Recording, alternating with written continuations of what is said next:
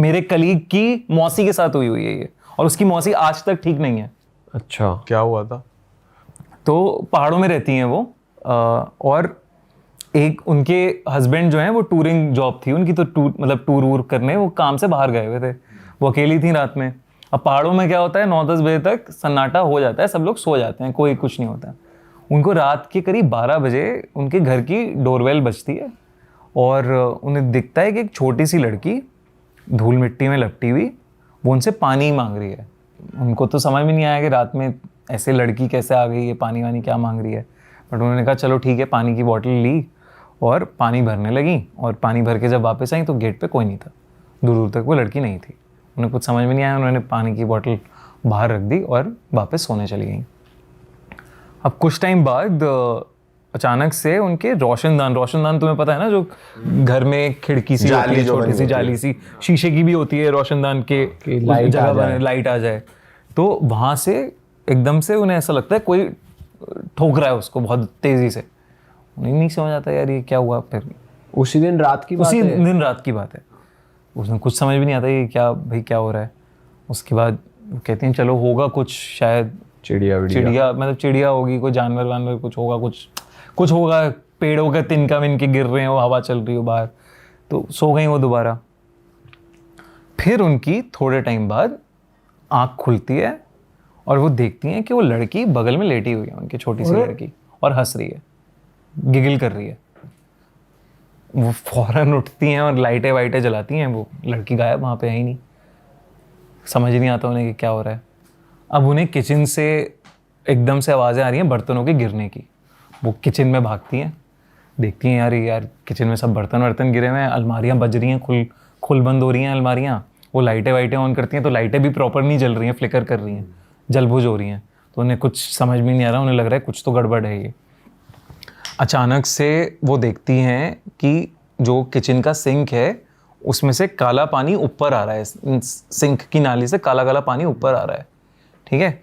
और उन्हें जब वो सिंक के पास खड़ी होती है, उन्हें पीछे से दिखता है कि वो लड़की वहाँ पे खड़ी हुई हंस रही है उन पर और मजाक उड़ा रही है, ताली बजा रही है उनके उस पर। उन्हें कुछ समझ में नहीं आ रहा, और अचानक से उनके बाल ऐसा लगता है कि किसी ने खींचे हैं और वो नाली में फंस जाते हैं बाल। तो उसी में जहाँ से काला पानी आ रहा था, तो वो मतलब कोशिश कर रही है उसे छुड़ाने के लिए, छूट नहीं रहा, कोई ऐसा लग रहा है नीचे से पुल कर रहा है और पानी आया जा रहा है काला पानी, तो मुंह के आसपास पूरा काला पानी भरे जा रहा है उनको। तो उनकी तो हालत खराब, यार ये क्या हो रहा है।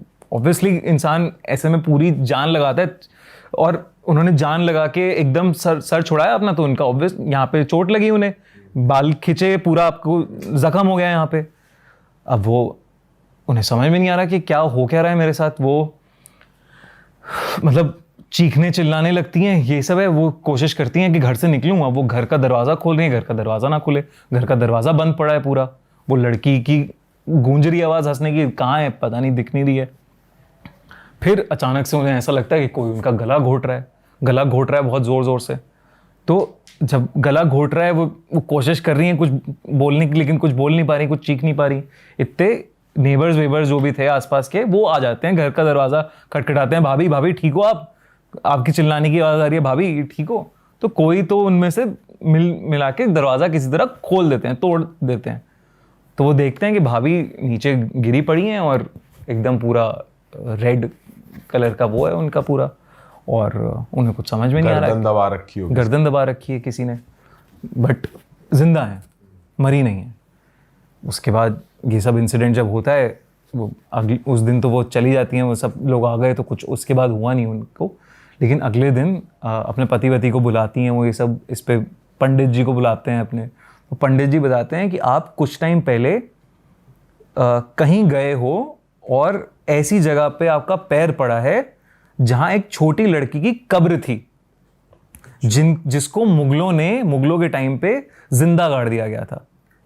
इतने टाइम पुराने। और वहां पे आपने कुछ कूड़ा फेंका है या कुछ आपने किया है, या कुछ आप याद करो, आपने शायद कुछ फेंका होगा, तो उससे वो ट्रिगर हो गई आत्मा कि आपको नहीं करना चाहिए था। तो वो अब आके आपको परेशान कर रही है, तंग कर रही है, बस उसे तंग करना है आपको, क्योंकि वो तंग हुई है वहां पे।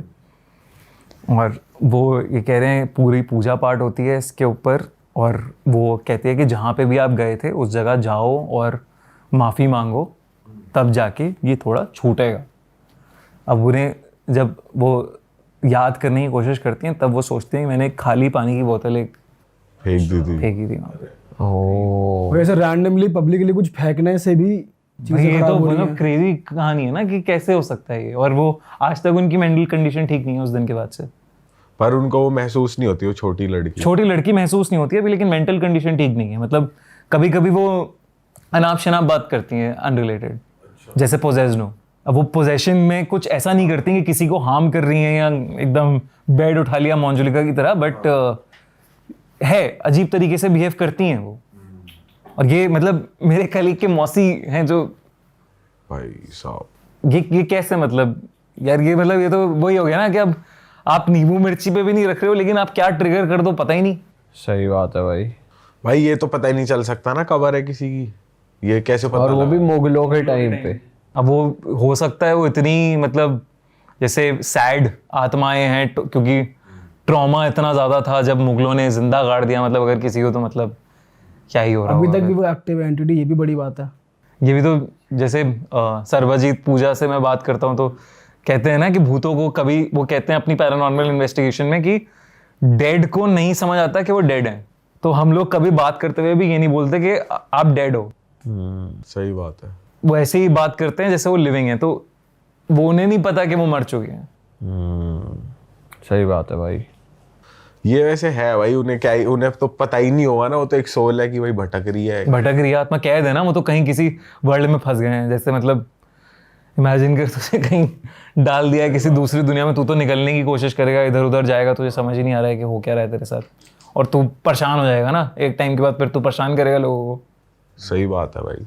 तभी ये और जितना- खासकर जब ऐसी मौत मिले कि भाई तुम्हें जिंदा दफना दिया गया, तो भाई फिर तो तुम्हारी कितनी चीजें अधूरी रह जाती है, तो वही चलती रहती है फिर भाई, ये नहीं हो पाया, वो नहीं हो पाया। हाँ यही, जैसे अब ये मुंजा का जो कॉन्सेप्ट है, मुंजा में भी तो सेम ही कॉन्सेप्ट है ना कि आपका बच्चे की, आपका जनेऊ होता है ब्राह्मण में, जैसे कहते हैं ना जनेऊ धागा वागा बनता है, तो नॉर्थ में उसे ब्रह्म राक्षस कहते हैं, वहाँ पे नीचे महाराष्ट्र में उसे मुंजा कहते हैं। तो यही कॉन्सेप्ट है कि आप अगर उस टाइम पे मरे हो, जब आपका जनेऊ है उसके 10 दिन के अंदर मर गए हो, तो आप की आत्मा रिवेंजफुल मोड में आ जाती है कि मुझे मार दिया गया है, और आप ब्रह्म राक्षस बन जाते हो। और ब्रह्म राक्षस और मुंजा को अगर आपको कहीं किसी तरह रोकना है तो आप पीपल के पेड़ से उनकी आत्मा अटैच कर देते हो, और धागे बंधे होते हैं। तुमने देखा होगा कि पीपल के पेड़ में बहुत सारे धागे बंधे होते हैं, तो आप, और कहते हैं भाई ना पेशाब नहीं करना चाहिए, पीपल के पेड़ पे जाके कुछ मतलब फालतूगिरी नहीं करनी चाहिए, ये सब नहीं करना चाहिए। तो अब यही कहते हैं कि बड़े सारे लोगों में मतलब ब्रह्म राक्षस और मुंजा चढ़े हुए हैं। ये तो बहुत कॉमन है कि मुंजा आ जाता है, शैतानी करता है आपके साथ, तंग करता है आपको, चढ़ जाता है आपके पीछे अगर आपने कुछ वहां पे कर दिया जाने अनजाने में। सही बात है भाई। ये तो है भाई। जैसे अभी आप मुंजे की बात बता रहे थे, लेकिन जैसे अभी एक मूवी आई थी स्त्री, उसमें सरकटा एक कैरेक्टर था, एक एंटिटी थी, तो ये एक्चुअली में रियल होता है? यार जैसे स्त्री का जो पहला पार्ट था उसमें नालेबा हाँ, जो थी वो रियल लेजेंड पे बेस्ड है। कर्नाटक में रियल लेजेंड है कि वो स्त्री कलाना में नालेबा लिखा होता था कन्नड़ में। तो सेम चीज सरकटा की भी है। तो अब हर जगह के अलग अलग सरकटा माने जाते हैं, यूपी के अलग हैं सरकटा, साउथ का कोई अलग सरकटा है, लेकिन सबसे फैसिनेटिंग जो सरकटा है जो मानते हैं मतलब कि हाँ भैया ये होता है। तो फैसिनेटिंग नहीं, रियल बोलेंगे इसको, जो एक्चुअली जो ज्यादा प्रेवलेंट है। हाँ सबसे प्रिविलेंट है ये, बंगाल का माना जाता है स्कोंदो काटा। अच्छा। तो स्कोंदो काटा कहते हैं उसको। अब ये किस्सा है एक जगह का बंगाल में ही, जहाँ पे मतलब एक आउटस्कर्ट्स का एरिया, पुरैया ये सब टाइप का एरिया, जहाँ पे ये माना जाता है कि यहाँ पे हजारों सरकटे घूमते हैं। हजारों? हाँ, स्कोंदो काटा घूमते हैं हजारों। तो वो कहते हैं कि जो भी इंसान उधर से पास हो रहा है वो सरकटा उसको मार देता है और अपने जैसा शिकार होता ही होता है वो उसका। हाँ, और अपने जैसा बना देता है। इट्स लाइक ज़ॉम्बी है कोई ना, वैसा माना जाता है उस जगह पे। और ये जो जगह है, ये मतलब कोई गांव है या फिर कोई एक पर्टिकुलर रोड है, बस वहां से पास बाय नहीं करना है, क्या है? नहीं, गांव की तरफ, तो बेसिकली गांव की तरफ जाते हुए जंगल सा एरिया है पूरा, तो जंगलों में रहता है वो। अच्छा, पर आपको ये नहीं लगता भाई बहुत बारी अफवाह भी हो सकती है, क्योंकि कुछ पीछे का रीजन जाना है आपने कि भाई सर कटाई क्यों बोलते हैं, क्या हुआ था ऐसा? यार जैसे सब स्कोंदो काटा के बारे में हम लोगों ने पढ़ा तो एक कहानी बड़ी इंटरेस्टिंग निकल के आई, तो वो कहानी मैं बताता हूँ तुम लोगों को। तो एक लड़का था, मतलब again I think 80s 70s 80s की कहानी है ये, बहुत ज़्यादा पुरानी भी नहीं है और है मतलब कहानी। तो वो जब उसकी ना नानी अकेली थी उस गांव में, मतलब वहीं से बिलोंग करता था वो गांव में, लेकिन कभी गांव गया नहीं था। तो उसकी नानी को वो लेके आना चाह रहा था क्योंकि नानी बूढ़ी हो गई है, वो हो गए हैं, और पापा मम्मी उसके थे नहीं, पापा मम्मी की डेथ हो गई थी। तो वो चाह रहा था, मतलब 40 साल का आदमी जो अपनी बहुत बूढ़ी नानी को वापस लेके आ रहा था वहाँ से। तो वो वहाँ पे पहली बार गया था उस जगह पे, उस गाँव के अंदर। तो जब वो जा रहा था तो उस गाँव पे जाने के 2 रास्ते थे। पहला वाला रास्ता जो था वो मतलब किसी वजह से आई थिंक वो बंद था या वो जा नहीं पा रहा था क्योंकि गड्ढे वड्ढे बहुत ज़्यादा हो गए थे। तो उसने कहा मैं जंगल के रास्ते से जाऊंगा उस गांव के अंदर। तो वो जंगल के रास्ते से जा रहा था तो अचानक से उसके पैर के नीचे कुछ आया एकदम। तो उसने देखा कि क्या है, उसने देखा कि कटा हुआ सर पड़ा हुआ है एक नीचे। तो उसके फट गई है, ये क्या हो रहा है, मतलब ठीक है किसी ने मार वार के काट के किसी का सर्वर डाल दिया है यहाँ पे। तो गया फिर वो घर, उसने बताया नानी को, नानी देखो जंगल में एक ऐसा मुझे मिला। तो काँप गया देख के। तो नानी उसकी बौखला गई कि भाई तू उस जंगल से क्यों आया, तुझे रास्ता मुझे करता, तू मुझे बताता या कुछ देखता, उस जंगल से क्यों आया, तू मना है उस जंगल में जाना, उस जंगल में सरकटा रहता है, स्कोंदो काटा रहता है उस जंगल में, नहीं जाते उधर, बहुत सारे स्कोंदो काटा रहते हैं और वो जो सर तुझे दिखा है वो तेरे पीछे पड़ जाएगा। अब तू कल मेरे साथ चलियो पंडित जी के पास और ये सब उतरवाते हैं हम, ये जो भी चीज़ तेरे ऊपर है। वो कहता है यार क्या बता रहे हो, ये सब क्या, कोई मारा है, किसी ने तो मारा है, किसी का सर पड़ा है बॉडी का, ऐसा कोई भूत प्रेत थोड़ी ना ऐसा सर कटा है, क्या ले क्या स्कोंदो काटा, क्या स्कोंदो काटा, ये सब क्या बातें हैं। तो अब वो लखनऊ से बिलोंग करता था, लखनऊ में रहता था, लखनऊ क्या है ये सब बातें। तो अब वो सो रहा है रात में सोते सोते उसे ऐसा लगता है कि वो जंगल में पहुंच गया है और जंगल में उसके पीछे एक बहुत ही बड़ा सा जाइंट सा आदमी खड़ा है और उसका सर नहीं है और वो अपना सर ऐसे लेके उससे कह रहा है तुम मेरा सर जोड़ दोगे। ये उसे सपना आके एकदम से उठता है वो, और एकदम से उठता है तो उसे लगता है यार ये क्या हुआ है। और वो देख रहा है अपनी खिड़की के बाहर एक ऐसी आदमी, बड़ा सा आदमी कोई घूम रहा है, इधर से उधर से इधर, खिड़की के बाहर घूम रहा है। उसे कुछ नहीं समझ आ रहा है कि क्या हो रहा है। उसे लगता है यार ये तो वहम सा है मेरा, या तो मुझे कुछ हो रहा है, मैं चेक करके आता हूँ नानी को एक बार कि सब सही है कि नहीं। वो देखता है नानी तो सो रही है अपना आराम से, कोई दिक्कत नहीं है। कहता है ठीक है यार। और फिर अब वो दिख भी नहीं रहा उसे कि कहाँ गया वो आदमी, खिड़की के बाहर कुछ नहीं दिख रहा। सो जाता हूँ, ऐसी सोच में नानी ने डाल दिया दिमाग में, इसलिए आ रहा है मेरे दिमाग में ये सब। वो सो जाता है। फिर अचानक से उसे आवाज़ आती है कि मेरा सर जोड़ दो, मेरा सर मेरे शरीर से जोड़ दो। और उसे जैसे ही उसकी आंख खुलती है वो देखता है उसके बगल में सर झूल रहा है हवा में, और उसकी जो फटती है वहाँ पे कि भाई ये क्या हो रहा है, ये चीखना निकल जाता है, लेकिन वो उठ नहीं पा रहा है। ऐसा नहीं होता स्लीप पैरालिसिस आपकी स्टेट हो गई, बिल्कुल आप उठ नहीं पा रहे, और लाइट नहीं है कमरे में, अंधेरे में दिख रहा है उसे। वो चीखता है, उसकी नानी भागती हुई आती है कि क्या हो गया, वो लाइटें जलाती हैं, कुछ नहीं है वहाँ। उसे समझ नहीं आ रहा है यार ये हो क्या रहा है, मैं कोई हेलुसिनेट कर रहा हूँ या कुछ हो रहा है, ये हो रहा है। नानी को बताता है, वो नानी कहती है बेटा मैं तुझे बता रही हूँ, यहाँ पे ये माना जाता है, तू सुन नहीं रहा है मेरी बात। नानी और थोड़ी कहानी बताती हैं उसे। नानी बताती हैं कि बहुत मतलब कुछ टाइम पहले एक लड़का हुआ करता था, मतलब कई सालों पहले, एक मान्यता है ये चलती आ रही है कि एक बंदे को एक लड़की से बहुत ज़्यादा प्यार था। एक पहलवान फैमिली में बिलोंग करता था एक लड़का, उसे एक लड़की से बहुत ज़्यादा प्यार था, लेकिन उस लड़की के परिवार वालों ने मना कर दिया कि नहीं कराएंगे हम शादी, और लड़की ने भी स्टैंड नहीं लिया। तो वो रूठ गया उससे, लड़की से, और इतना वो गुस्सा हो गया लड़की से कि उसने लड़की को मार दिया, जान से मार दिया। और जब ये पता चली परिवार वालों को बात, तो परिवार वालों ने इकट्ठा होकर उसे जाके जंगल में मार दिया, उसका सर धड़ से अलग कर दिया और उसकी बॉडी वहीं छोड़ दी। तो तब से कहते हैं कि उसकी आत्मा भटक रही है वहाँ पे, और कई सारे लोगों को मार चुका है वो, सर काट के मर चुके हैं। मतलब कई सारे लोग गांव में उस जंगल के आसपास मिल चुके हैं कटे हुए सर के साथ, धड़ के साथ। तो अब उस जंगल में जाता ही नहीं है कोई, इतना डर फैल गया है। उसने कहा कि आप कह रही हो तो हो सकता है, चलो, लेकिन कोई बात नहीं, और अभी आप मेरे साथ ही सो जाओ आज। मतलब दोनों की बात हुई कि साथ ही सो जाते हैं वो। अब सो गए फिर से। नानी की कुछ टाइम बाद आंख खुलती है तो वो देख रही है ये लड़का तो है ही नहीं यहाँ पे, ये तो है ही नहीं घर के अंदर, बेड पे पड़ा ही नहीं है ये। वो और टेंशन में आती हैं। अब बज गए होंगे सुबह के 4-5 बज गए होंगे, उन्हें नहीं समझ आ रहा है कि कहाँ चला गया ये।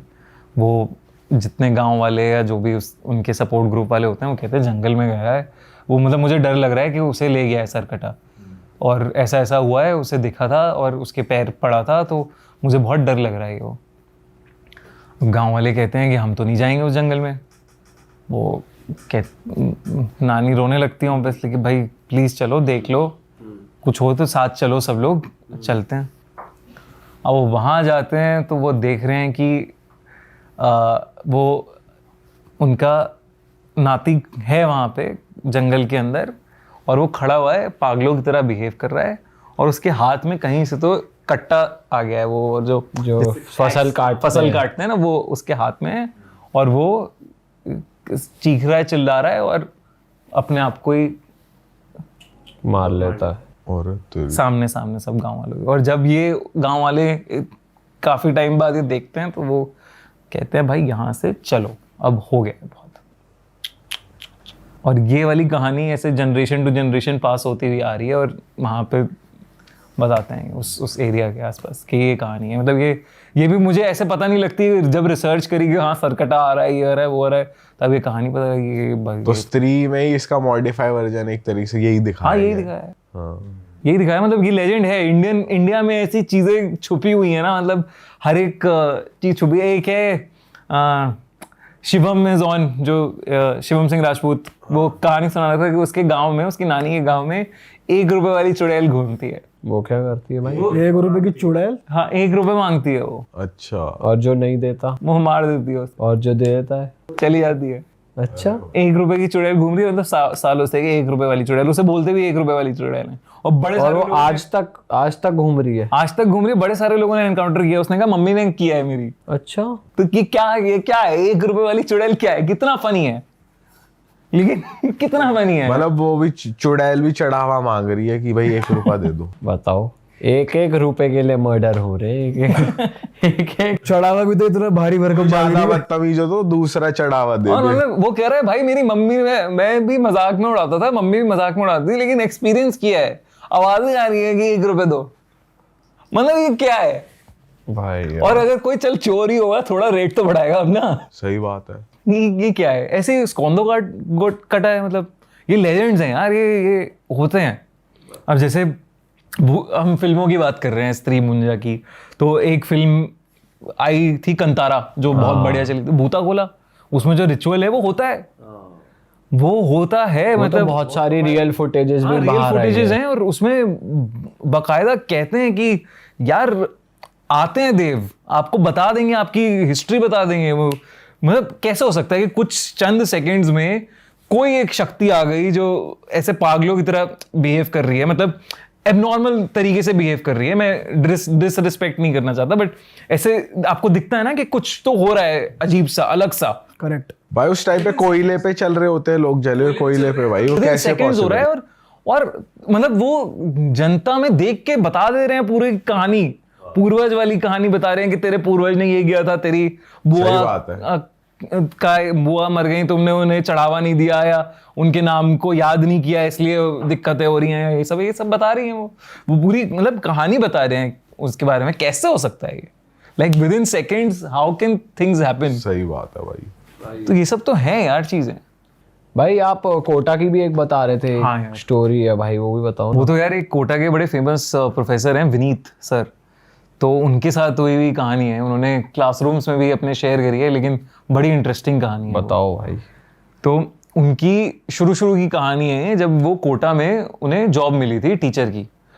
तो वो बड़े खुश थे कि कोटा के बढ़िया इंस्टीट्यूट में उनको जॉब मिल गई है और पढ़ाने का मौका मिला है।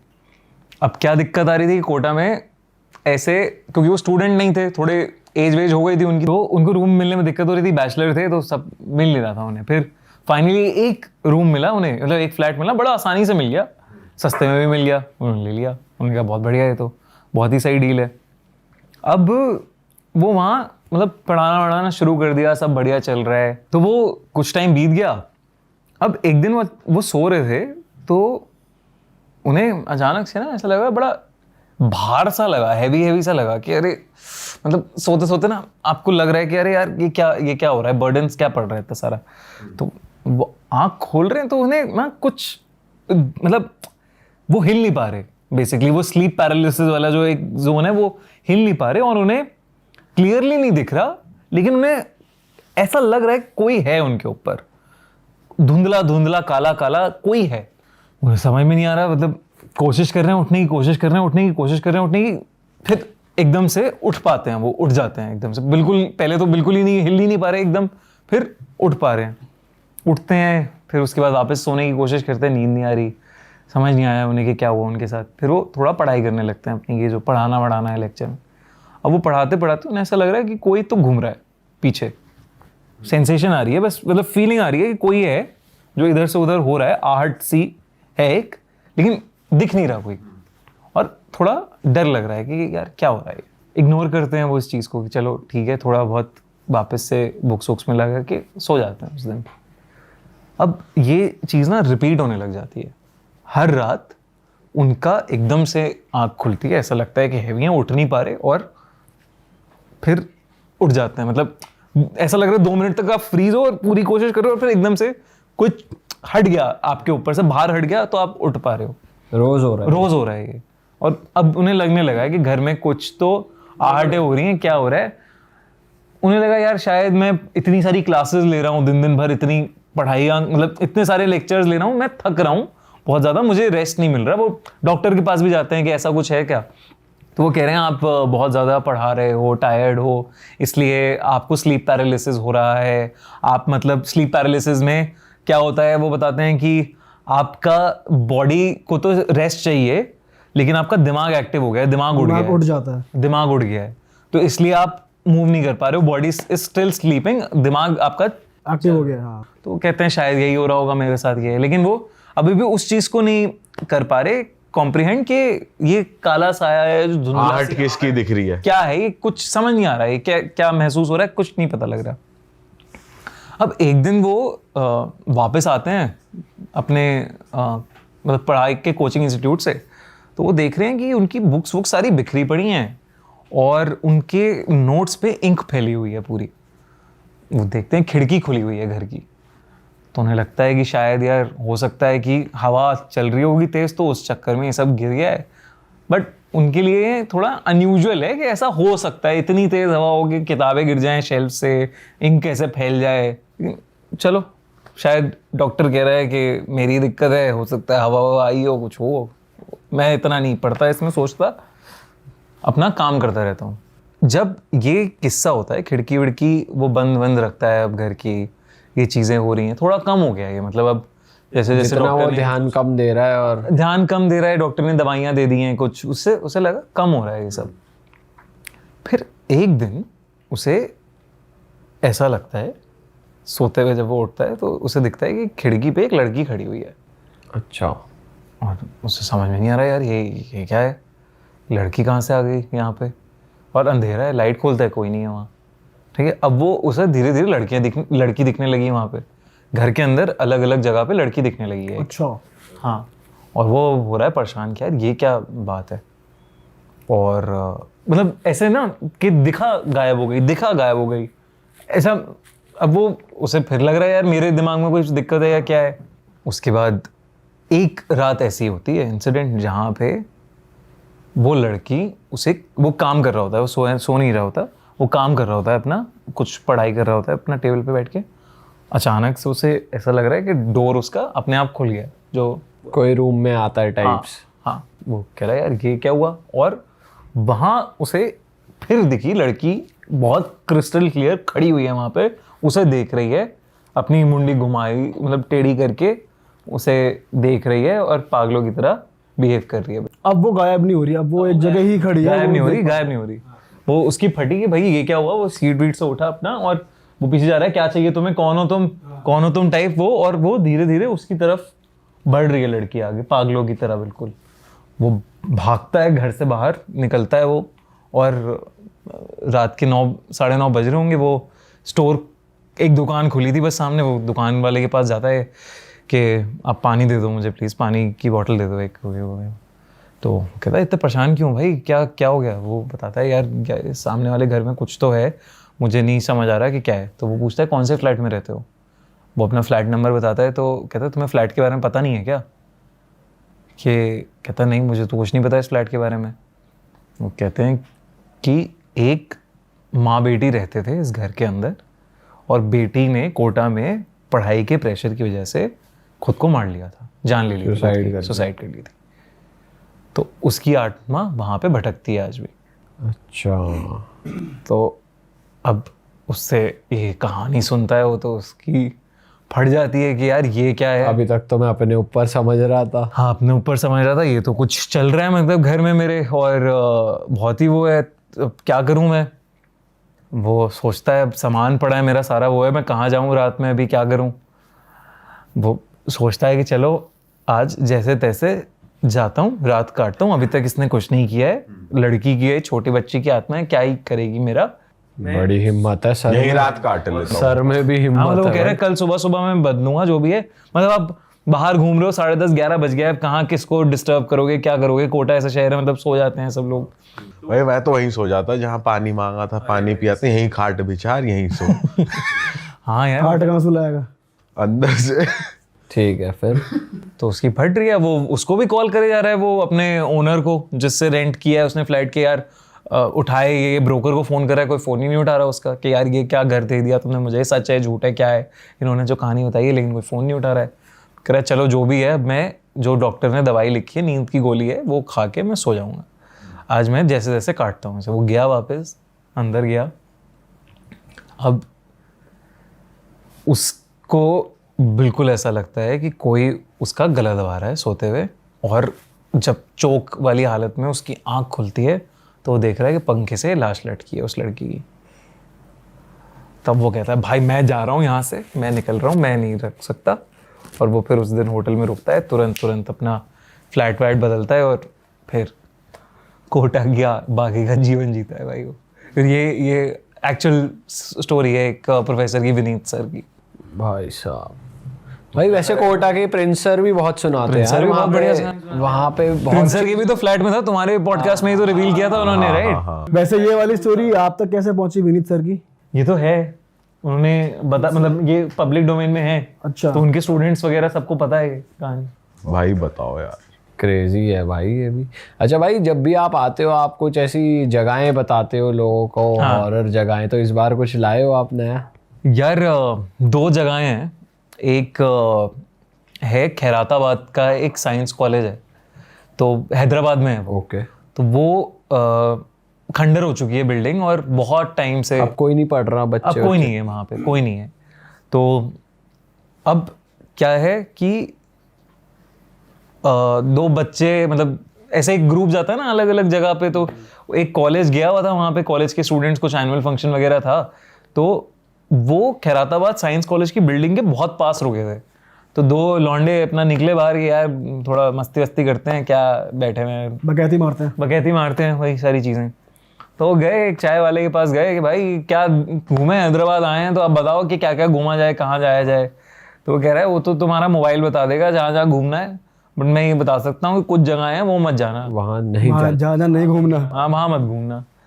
तो कहता कि चाय वाले से पूछो भाई, हाँ बताओ कौन सी जगह नहीं जानी बताओ, सबसे पहले वही जाएंगे, हम वहीं जाएंगे। तो वो कहता है सामने जो बिल्डिंग है ना, इसमें मत जाना। खैराताबाद साइंस कॉलेज की बिल्डिंग थी वो। मतलब वॉक करते करते लोग वहाँ पहुँच गए थे, चाय की टपरी पे जो खैराताबाद कॉलेज के सामने पड़ती है। कह रहा है क्यों मत जाना इसमें? कहता है यहाँ पे जब कॉलेज होता था ये, कहते हैं अंदर कि डेड बॉडीज़ पर एक्सपेरिमेंट होते थे बहुत सारे, एग्जामिन करा जाता था और एक्सपेरिमेंट भी होते थे अलग अलग चीज़ें। लेकिन जब ये कॉलेज को बंद किया गया तो वहाँ जो डेड बॉडीज थी उन्हें छोड़ दिया, उन्हें कभी हटाया नहीं गया वहाँ से। और जब से ये बंद हुआ कॉलेज, तब से यहाँ पे लोग कहते हैं कि हॉन्टेड है और आत्माएं दिखती हैं, तो और खंडर हो चुका है, मतलब बड़ा कॉलेज है बहुत, यहाँ मत जाना, ये रिस्की है कॉलेज। और कहते हैं यार ये तो बढ़िया जगह है।